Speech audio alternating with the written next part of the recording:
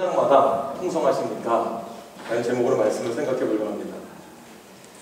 세계 지도를 펼쳐보면 우리나라 대한민국만큼 조그만 나라가 없지 않습니까? 그 조그만 반도가 또 반으로 뚝 떨어져 있어서, 잘라져 있어서 일기예보 때 보면 참 답답한 걸 느끼더라고요. 같은 반도고 같은 땅인데도 불구하고 38도선 북쪽 2km 위와 북남쪽 2km 아래쪽에 극명한 차이가 있거든요. 똑같이 비가 내리고 똑같이 햇빛이 비치고 똑같이 눈이 내리고 사계절은 변함이 없는데 휴전선 북쪽 2km를 넘어서는 흉년이고 휴전선 남쪽 2km 아래쪽에는 풍년이라는 거 여러분 잘 아시지 않습니까? 쌀의 소비량도요, 한국이 남한의 쌀의 소비량이 줄었다고 하더라고요. 쌀이 많이 안 나와서 준 게 아니라 사람들이 쌀보다는 국수, 면, 밀가루 이런 쪽으로 음식을 먹다 보니까 쌀 소비가 줄었다고 하더라고요. 북한에도 쌀 소비가 줄었다고 하더라고요. 북한에 쌀이 있어서 먹는 게 아니라 워낙 흉년이 들고 세계 원조가 안 되니까 쌀 배급량도 줄고 그러니까 쌀 소비량이 줄었다 이렇게 이야기를 하더라고요. 같은 땅이고 같은 계절이 있고 같은 영향권 안에 있는 일기 속에서도 이 2km 위아래 4km를 두고서는 풍년이고 흉년이다. 이걸 구분지문 보면서 우리가 생각할 때 얼마나 이렇게 한쪽은 풍년이요 흉년으로 갈 수 있는가. 믿음이 있는 사람은 그러더라고요. 북한은 하나님을 버렸기 때문에 하나님이 그 땅을 떠나셨다.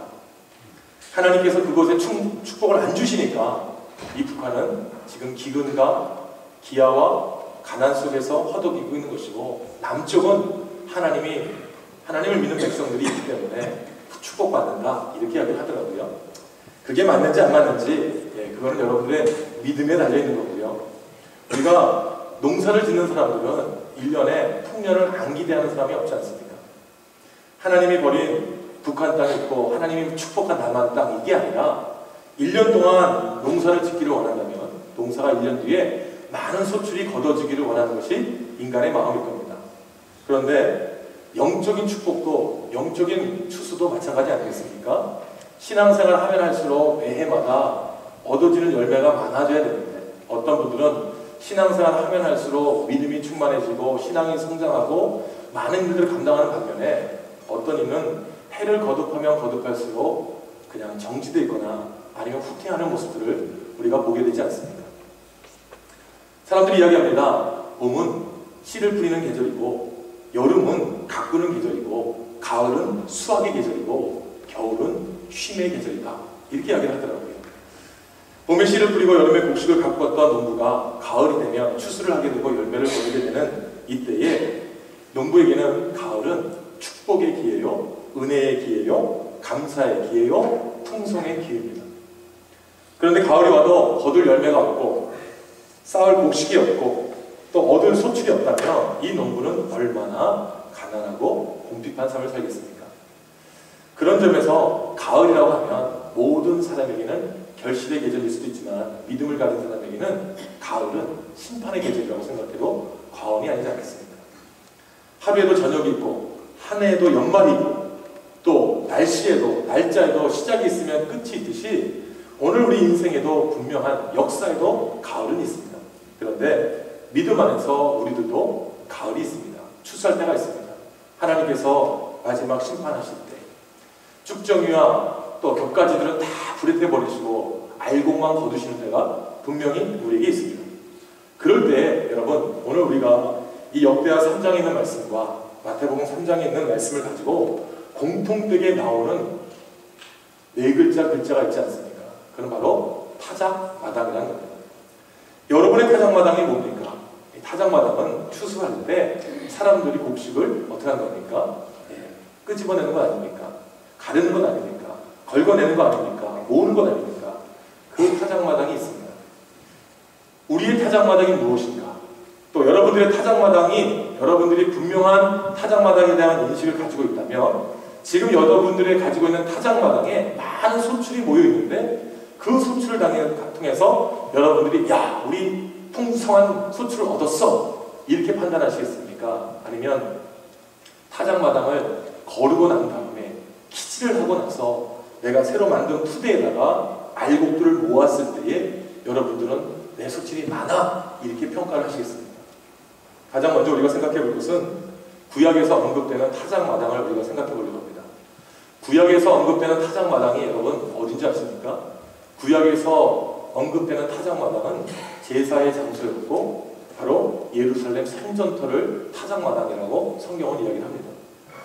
타작마당이라는 것이 곡식을 추수하는 장소고 농부가 타작마당에서 알곡과 쭉정이를 가르듯이 알곡은 곳간에 쭉정이는 불등이에 집어넣어 버리는 것이 인생의 삶이라면 오늘 이 이스라엘 백성들에게 타작마당은요, 처음에는 이스라엘 백성들이 그 광야에서 또 이스라엘 땅에서 자기들이 얻은 곡식을 한 곳을 모아서 거기서 타작을 합니다.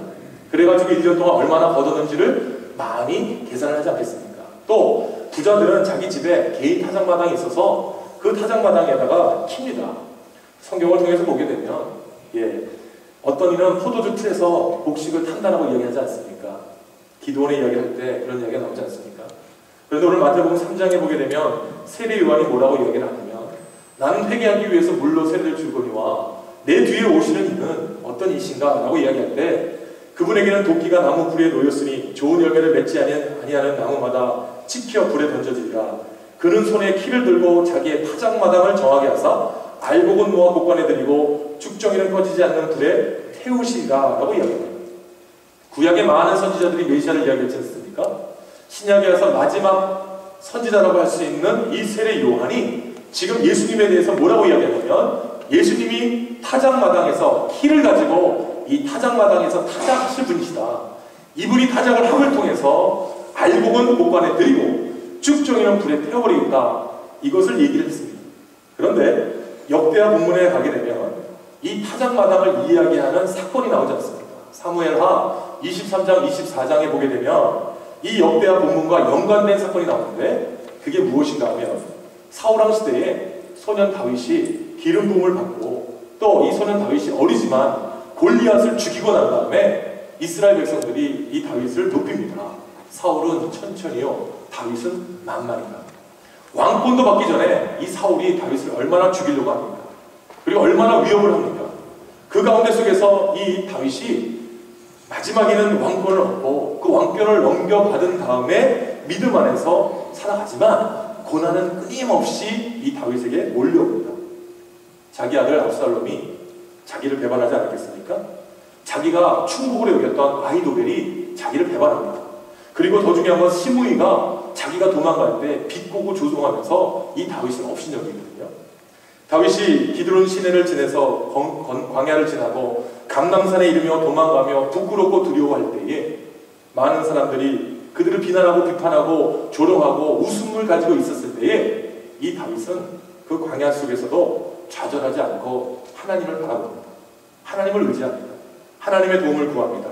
하나님이 나의 위로가 되시고 나의 피난처가 되시고 하나님이 나의 보호자가 되시고 하나님이 나의 능력이 되십니다. 이런 고백을 하면서 마음과 뜻과 정성을 다해서 하나님을 떠나지 않고 하나님을 향해서 나아갑니다.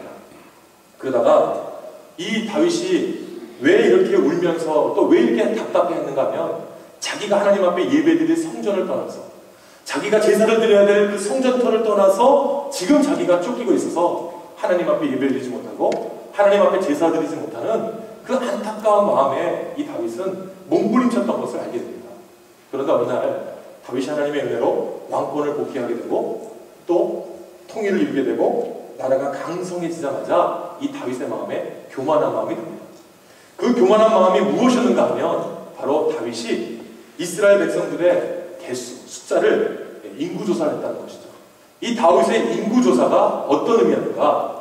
하나님께서는요, 성경을 통해서 보게 되면 인구조사는 하나님께서 허락하신 겁니다. 이스라엘 백성 누가 르우벤 족속이 얼마예요? 유다 족속이 얼마예요? 여기가 이 성막을 중심으로 해서 어느 쪽에 위치하면서 어느 곳에 있을 것이다? 성경을 보면 쫙 나오지 않습니까? 그런데 다윗이 인구조사를 했다는 게 뭐가 문제가 됩니까? 그런데 이 다윗이 인구조사를 하게 된 이유가 바로 잘못된 마음의 동기였습니다. 교만이었습니다. 사무엘하 24장 1절서부터 9절에 보게 되면 다윗이 이런 말을 합니다. 세상 사람들을 보라. 내 왕국이 얼마나 넓고 내 왕국이 얼마나 큰 왕국이며 내가 얼마나 엄청난 왕국을 만들었는지 내 나라 백성들이 얼마나 많은지 세상 사람들이 알게 하기 위해서 인구조사를 합니다. 쫓겨다닐 때 광야에 있을 때는 하나님이 나의 피난처, 나의 보호자, 나의 목자, 나의 힘이시오, 나의 능력이시며 하나님 앞에 마음을 다했던 이 다윗이 왕권을 잡고 통일을 이루고 나라가 강성해지자마자 마음에 뭐가 생긴 겁니까? 교만함이라는 것이 생겼습니다. 하나님을 바라보고 살았던 다윗이 하나님 한 분만 의지했던 이 다윗이 이제는 하나님이 아니라 세상 속에서 내가 나의 일을 자랑할 때에 이것이 바로 성경에서는 실수고 강팍한 마음이고 교만이고 잘못했다고 이야기합니다. 이 다윗의 이야기가 오늘 우리들에게도 적용이 됩니다. 여러분들이 이 다윗의 이야기를 제가 하는 이유는 다윗이 하나님의 선지자가 와서 너의 그 강팍한 마음에 대해서 하나님께서 너에게 7년간 기근을 줄 것이다. 너희들에게 고통이 있을 것이다. 라고 이야기하시면서 꾸짖거든요. 그리고 3일 만에 7만 명을 하나님께서 쳐버리십니다. 그럴 때 이 다윗이 두렵고 떨리는 마음으로 사무엘하 24장에 가게 되면 나의 강팍함으로 인하여서 내가 범죄하였다. 이 강팍한 마음 때문에 하나님을 떠났다. 이런 고백을 하거든요. 그리고 그 다윗에게 네가 무릎 꿇는 그곳에서 그 여호와의 사자가 이야기합니다. 네가 무릎 꿇는 그곳에서 여호와의 제단을 쌓아라. 여호와 앞에 제단을 쌓아라. 그곳이 바로 오르난의 타작마당입니다. 다시 말하면 제단의 시작입니다. 제사의 시작입니다. 예배의 시작하는 곳이었습니다. 사랑하는 여러분, 우리 교회도 복음의 열정을 가지고 시작돼서 34년의 역사를 가졌습니다. 오직 복음을 자랑하고 오직 예수님만을 자랑하고 언젠간 우리는 예수님 때문에 살 거야 라고 했는데 언제부턴가 교회의 전통, 역사, 신앙의 경력, 수만을 자랑하는 모습으로 바뀌었습니다. 하나님 중심의 하나님 마음을 가지고 살아가야 되는데 인간의 마음이 들어왔습니다. 강팍한 마음이 들어왔습니다.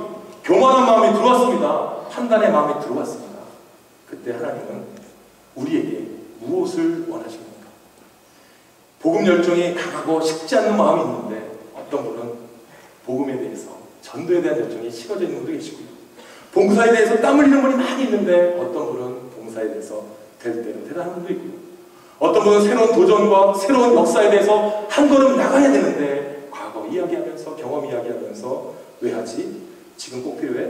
이완 목사 잘난 척을 하나? 이런 이야기할 때도 있습니다.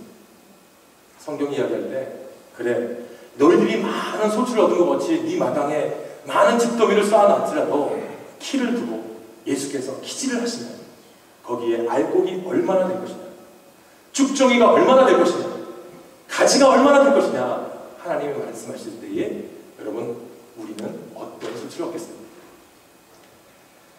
가난할 때 순수한 신앙으로 눈물을 기도하며 하나님을 만났던 분들 가운데서도 밥술 끄고 집채 하나만한 것이 생기고 부가 생길 때 신앙을 멀리하는 분들 많이 봅니다. 어려울 때 진실하던 성도가 출세하고 명예를 얻으면 얼마나 교만해지고 거만해지는지 보게 됩니다. 교만하고 타락했던 이 다윗의 이 강팍한 마음 하나 때문에 이스라엘 백성들 7만 명이 죽어버리고 7년의 기근 동안 하나님께서는 이 다윗에게 어떤 마음을 주시는가? 사무엘하 24장 13절에 보게 되니까 왕의 땅에 7년 기근이 있을 것이니까 혹은 왕의 원수에게 쫓겨 석 달 동안 그들 앞에서 도망가실 것이니까 혹은 왕은 땅에 사흘 동안 전염병이 있을 것이니까 왕은 생각하여 보고 나를 보내신 이에게 무엇을 대답하게 하소서. 하나님이 사자를 보내서 강팍한 다윗에게 3가지 선택 중에 하나를 하라고 이야기합니다. 어떻게 하기를 원하십니까? 7년 기근입니까? 원수에 쫓겨서 석 달 동안 도피하는 생활입니까? 아니면 사흘 동안의 전염병을 내가 허락받아서 당신의 백성들을 죽이겠습니까? 당신이 선택하십시오. 그 강팍한 마음 때문에, 그 하나님 앞에서 범죄한 마음 때문에, 교만한 마음 때문에 오늘 여호와 하나님께서 당신을 치시려고 합니다. 이렇게 이야기합니다. 이때에 이스라엘 백성들 3일 동안 재앙이 내리고 7만 명이 죽게 되지 않습니까? 그때에 다윗과 강요들이 굵은 베옷을 입고 하나님 앞에 엎드려 기도합니다. 하나님, 범죄한 것은 이 못난 임금 아닙니까? 범죄한 것은 나 다윗 아닙니까? 범죄한 것은 난데 왜 내 백성이, 왜 주의 나라의 주의 백성들이 재앙을 받습니까? 제발 이 재앙을 거둬달라고 이야기합니다. 그럴 때 사무엘하 24장 18절에 여호와의 사자가 이 오르난의 타작마당에서 여호와 앞에 단을 쌓아라. 그래서 하나님 앞에 제단을 쌓아라. 이렇게 명령을 하게 된다는 겁니다. 이 타작마당에 이 다윗이 제물을 드립니다. 번제를 드립니다. 그럴 때 하나님께서 불이 내려와 그 번제를 불사지는 것. 이 오르난 타작마당, 어떤 곳인지 여러분 성경을 통해 또 한 곳이 나오는데, 이 오르난 타작마당은 아브라함이 이삭을 번제하기 위해서 드렸던 모리아산, 바로 그것이 오르난의 타작마당입니다. 하나님께서 이 아브라함에게 마지막 시험으로 드리는 난관을 허락하실 때에, 이 아브라함이 이삭을 쳐 죽이려고 할 때에 하나님께서 아브라함아 그만해라. 내가 예비하는 양이 있다. 번제에 속죄양이 있다. 하나님께서 뿔에 걸려있는, 가시에 걸려있는, 가지에 걸려있는 그 동물을 통해서 하나님의 제사를 드리게 했던 곳이 어디입니까? 오르난의 바로 타작마당, 모리아산, 바로 그곳입니다. 그런데 성경을 통해서 또 한 군데 이 오르난의 타작마당이 나오는데, 바로 우리가 읽었던 역대하 9장 1절에 솔로몬이 성전을 건축할 때에 어디에서 짓습니까? 오르난의 타작마당입니다. 사랑하는 여러분, 인간의 마음 하나 때문에 인간에게 재앙이 내리고 인간의 강팍한 마음 때문에 백성들에게 어려움이 있을 때에 하나님은 구원에 대해서, 하나님은 속죄에 대해서, 하나님은 우리에게 알곡이 되라고 타작마당, 성전터, 모리아의 언덕, 그것을 우리에게 허락하신 것입니다. 사랑하는 여러분, 다윗에게 알곡과 축정이를 갈라서는 것이 어떻습니까? 오르난의 타작마당이었습니다. 하나님의 사람이다, 하나님을 떠난 사람이다, 믿음의 사람이다, 죄인의 사람이다, 갈라놓는 것이 어딥니까? 오르난의 타작마당입니다. 성전터입니다. 제사를 드리는 곳입니다. 모리아산입니다. 신약에서 이 모리아산이 어떤 것입니까? 예수님이 땀방울이 핏방울이 되면서 주여 이 잔을 제게서 멀리하여 주시옵소서. 그러나 나의 뜻대로 하지 마옵시고 아버지 뜻대로 해 주시옵소서 외친 곳이 어딥니까? 모리아산입니다. 사랑하는 여러분, 아브라함이 이삭을 드렸던 그 번제를 드리고 했던 모리아산, 다윗이 회개하고 제단을 쌓았던 타작마당, 솔로몬이 성전을 세우기 위해서 선택한 모든 것이 다 이 오르난의 타작마당, 결실을 맺는 타작마당, 심판을 맺는 타작마당, 이곳에서 주님은 교회를 세우셨습니다. 성전을 세우셨습니다. 제사할 곳을 마련하셨습니다. 우리의 제물을 받으셨습니다. 주님이 피 흘려 자신을 바친 자리에 세워진 곳, 회개하고 용서받는 감격에 울고 구원받는 감격에 우는 곳, 가장 소중한 것, 이삭도 드릴 수 있는, 독생자 예수를 드릴 수 있는 그곳, 그리고 다윗의 헌신과 솔로몬의 노력으로 질 수 있는 그 성전을 하나님은 오르난의 타작마당에 허락하셨습니다. 두 번째는 신약의 타작마당입니다. 이 신약의 타작마당은 오늘 교회를 이야기하지 않습니다. 타작마당은 구원의 장소입니다. 예수님이 키를 잡고 계십니다. 타작마당은 심판의 장소입니다. 알곡과 축정이가 갈라지는 곳입니다. 타작마당은 예배의 장소입니다. 하나님의 은혜를 체험하는 것, 임재를 체험하는 것 아니겠습니까?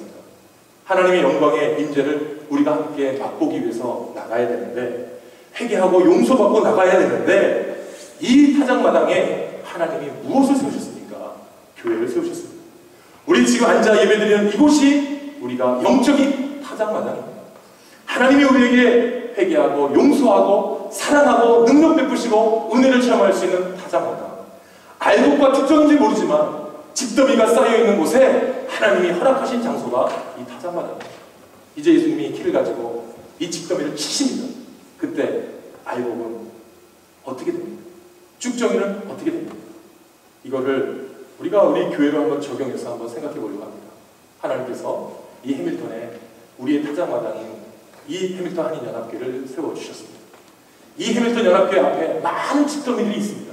그 집더미를 우리가 가져다가 이게 우리의 소출입니다, 이게 우리의 추수입니다, 하나님 앞에 내어놓고 하나님이 타작질을 하십니다. 키를 가지고 치십니다.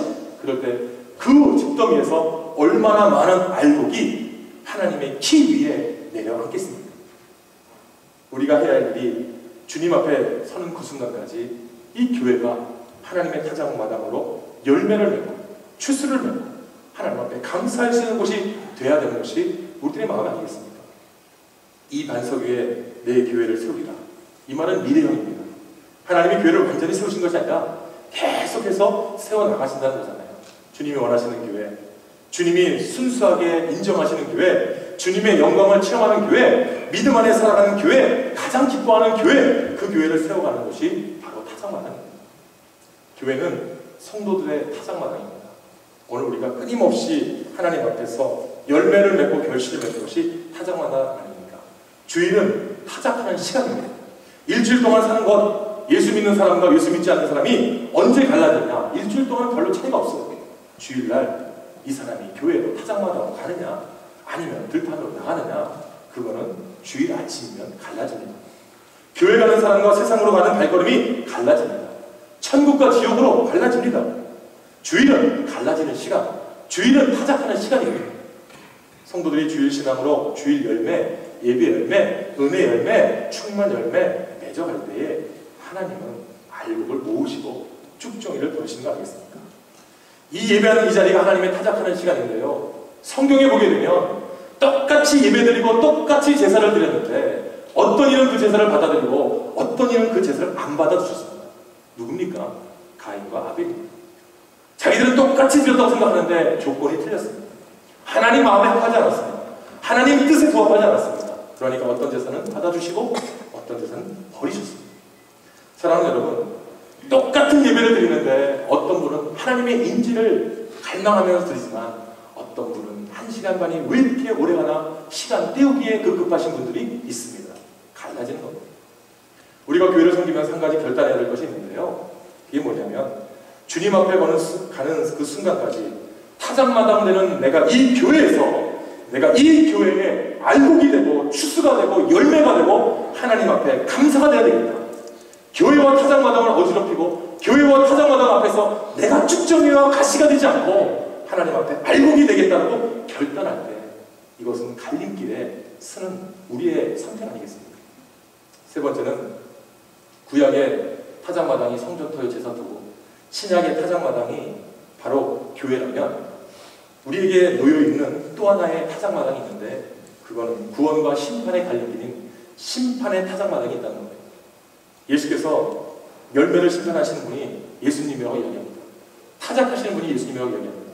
오늘 11절 하반절과 12절 말씀, 마태복음 1장에 나와 있는 3장에 나와 있는 1절 3장, 마태복음 3장 11절서부터 12절의 말씀 보면 이렇게 되어 있습니다. 그는 성령과 불로 너희에게 세례를 베푸실 것이요 손에 키를 들고 자기의 타작마당을 정하게 하사 알곡은 모아 곳간에 들이고 쭉정이는 꺼지지 않는 불에 태우시리라.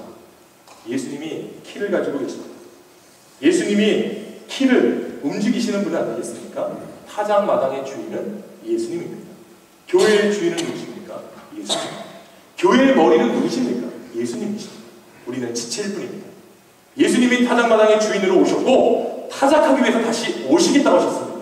그리고 알곡은 하나님께 모아서 곳간에 드린다고 천국으로 데려간다고 이야기하셨고 그 다음에 축정해야 가지는 불에 태워버린다고 이야기하셨습니다. 어떤 목사님이 이런 대화를 하시더라고요. 지옥에서 어느 사람이 남한과 북한에다가 전화를 했는데 남한에다가 전화 건 전화 비용은 1분에 2만 원이 나오고 북한에 전화 건 전화는 1분에 500원이 나옵니다. 그래서 이 사람이 왜 전화국에다 전화해서 야 지옥에서 남한에다가 전화를 거는데 왜 2만 원을 받고 왜 북한에다가 전화를 거는데 왜 500원을 받냐? 그러니까 전화회사에서 북한과 지옥은 심해통하고 남한과 북지옥은 국제통화라는 겁니다. 무슨 말인지 아시겠어요? 생활이 지옥 아닙니까? 하나님 떠난 것 아닙니까?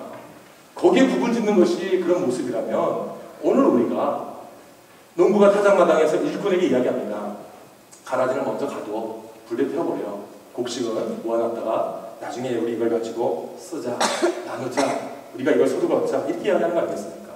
알곡은 천국을 가는 것이고 가라지는 지옥을 간다는 것 누구 손에 있습니까? 주님의 손에 있습니다. 여러분들 여기 어르신들이 저도 키즈를 해봤는데요.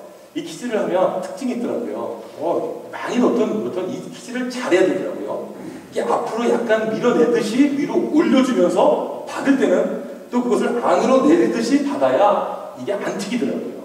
예. 그런데 오묘한 건 뭐냐면 키즈를 이게 그냥 올렸다가 받을 때 그대로 받으면 다 튀어나와요.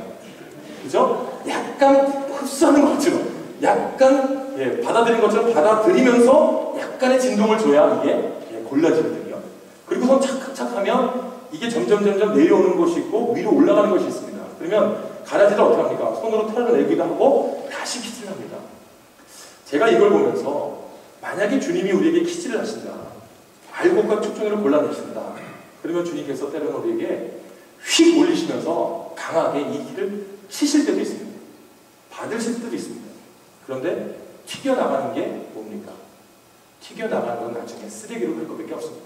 그런데 그 주인의 키 안에 들어오지만 부딪히고 시련과 역경과 환난과 고통과 아픔이 있지만 까져서 남겨지는 것은 주님 품 안으로 오는 알곡들입니다. 저는 이걸 보면서 주님이 때로는 우리를 흔들어 놓으시는구나, 교회를 흔들어 놓으시는구나, 타작마당에서 타작하시기 위해서는 누가 알곡인지 누가 축정인지 시험을 하는 겁니다. 그런데 그 시험에 내가 넘어가면 축정이가 되고 떨어지고 불에 가는 겁니다. 그러나 끝까지 버티다가 그 키 맨 마지막에 오게 되면 그 키에다가 바가지를 쭉 한번 걷어서 그냥 푸대자리에 넣으면서 또 곡식 얻었다. 수만 번 수십 번의 이 키질을 통해서 하나님이 알곡을 끄집어내시는 거 아니겠습니까? 교회가 시련이 강하면 강할수록, 시험의 바람이 강하면 강할수록, 성령의 바람이 강하면 강할수록 알곡은 주님의 가슴으로 파고 드는 겁니다. 교회 중심자리로 돌아오는 겁니다. 하나님의 품 안으로 돌아오는 겁니다. 그리고 하나님 앞에 감사하는 겁니다. 내 타작마당에서 집더미는 많이 있지만 내 소출은 이만큼 쌓였습니다.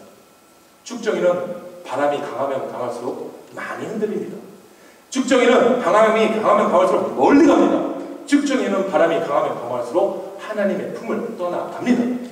여러분, 교회 신앙생활에 조금만 유혹, 시험, 날아가는 축정이가 되지 말고 하나님 앞으로 점점 앞으로 모이셔야 되는 거 아니겠습니까? 알곡을 모아야 되지 않겠습니까? 추수해야 되지 않겠습니까? 신앙생활은 타작마당을 준비하는 것입니다. 때로는 힘들고 어려울 때가 있지만 이겨나가면 알곡이 됩니다. 이겨나가면 껍데기가 벗겨집니다. 마지막 추수 때 갈라지는 게 뭡니까? 알곡이냐 가라지냐 아니겠습니까? 국가도 갈라지더라고요. 어려움이 오고 시험이 오면 국가를 위해서 헌신하는 사람이 있고 나라를 떠나서 사는 사람도 있습니다. IMF가 딱 왔을 때 어느 사람이 생겼습니까? 교회나 국가에서도요, 야 한국 떠나서 이민 가자 이런 사람도 생겼고요, 아니다 금 팔자 목걸이 팔자 그래서 헌신하는 사람도 있습니다. 교회도 갈라지더라고요. 놀라운 붕을 체험한 교회들 세계 도처에 일어나고 있는데 수많은 교회들이 정체하고 쇠퇴하고 있습니다. 어느 교회가 부흥하고 어느 교회가 추수를 열매를 맺는지 한번 돌아봤으면 좋겠습니다. 교회 사역자들도 갈라지더라고요. 세상에 물들어서 삐까뻔쩍한 세상을 살아가는 사람도 있고 세상에 물들지 않고 오염되지 않고 정결한 마음을 지키려고 노력하는 사역자도 있습니다. 열매 맺는 계절이 되면 종말을 의미하는데 어떤 나무가 좋은 열매를 맺는가? 가을에 판단은 합니다. 그게 과일 열매면 과일이 맺혀져야 열매를 맺는 것이고 그것이 그냥 나무면 그냥 나무대로 남아있는 거 그게 그 존재입니다. 그러나 이왕 과일 나무라면 추수할 때 사과가 주렁주렁 배가 주렁주렁 탐스럽게 열리는 그것이 있어야 되지 않겠습니까? 어떤 사람이 승리한 사람입니까? 죽어봐야죠. 누가 승리했는지 천국 가봐야죠. 그러니까 어떤 목사님이 그러더라고요. 천국에 뭐 3대 미스터리가 있다면서요. 옳지 않을 것 같은 사람이 와 있는 것에 대해서 놀라고 뭐 자기가 가 있어야 되는데 자기가 지옥에 가 있는 것에 놀라고 뭐 이런 이야기 있지 않습니까? 사랑하는 여러분, 죽은 다음에 알아봐야 되는 것이 인생이지만 죽기까지 하나님 앞에 충성하고 알곡되는 것이 우리의 인생 아닙니까? 사랑하는 여러분, 교회에 와서 타작마당에 들어왔다면 소출은 분명히 결판나야 됩니다. 알곡인지 축적인지 갈라져야 됩니다. 하나는 푸대 속에 들어가야 될지 하나는 불덩이에 들어가야 될지 반드시 결판이 나야 됩니다. 신앙생활 가운데 교회 생활하는데 교회도 마찬가지입니다. 와서 이왕이면 신앙이 성장해야 되겠고 이왕이면 응답받는 생활을 해야 되겠고 이왕이면 교회의 연합과 발전을 위해서 수고해야 되겠고 이왕이면 부흥하는 교회에 내가 초석이 돼야 되는데 쇠퇴하고 불평하고 무너지고 깨져서 교회 박살나가지고 교회가 한 교회에서 3-4개 나오면 얼마나 좋습니까? 세포 분열하듯이. 그런 교회가 되기를 원하시면 하십시오. 그러나 하나님의 은혜 가운데 이왕이면 해밀턴 연합교회가 34년이 됐고 이제 이 해밀턴 지역에 해밀턴 이름 가지고 있는 교회는 하나밖에 안 남았는데 사랑하는 여러분, 이 교회에 추수할 곡식 많지 않습니까? 거두셔야 합니다. 알곡을 만들어야 됩니다. 그리고 하나님 앞에 푸대로 쌓아놔야 됩니다. 그리고 마지막 때 하나님께서 그래, 너 참 수고했다, 너 참 잘했다, 이런 교회가 되었을 때 하나님이 역사한 거 아니겠습니까? 사랑하는 여러분, 여러분의 타작마다 집더미 많으시죠? 그 집더미가 크기만 하면요, 불 하나 딱 붙이면 확 펴버립니다. 그러나 그 집더미보다 곡식더미가 있으면요, 그래도 덜 탑니다. 아시잖아요? 시골생활 하시는 분들. 예, 집더미를 쌓아놓고 불 질러보시면 잘 탑니다. 근데 곡식은요, 좀 덜 타요. 그런데 오늘 우리가 하나님 앞에 많은 집더미, 교회 크기 자랑할 필요 없습니다. 교회 뭐 부자가 있다? 자랑할 필요 없습니다. 나 얼마나 많은 명예 있다? 자랑할 필요 없습니다. 예, 중요한 건 얼마나 알곡이 많느냐, 그리고 하나님 앞에 얼마나 알곡을 드리느냐. 오늘 저와 여러분이 우리 인생 타작마당에서, 영적인 타작마당에서 소출을 낼 때 겉모습만 자랑하는 것이 아니라 내 내면과 내 영적인 그 알곡을 하나님 앞에 드리시면서 나가시는 저와 여러분 되시기를 예수님의 이름으로 부탁드리고 축복합니다. 기도하겠습니다.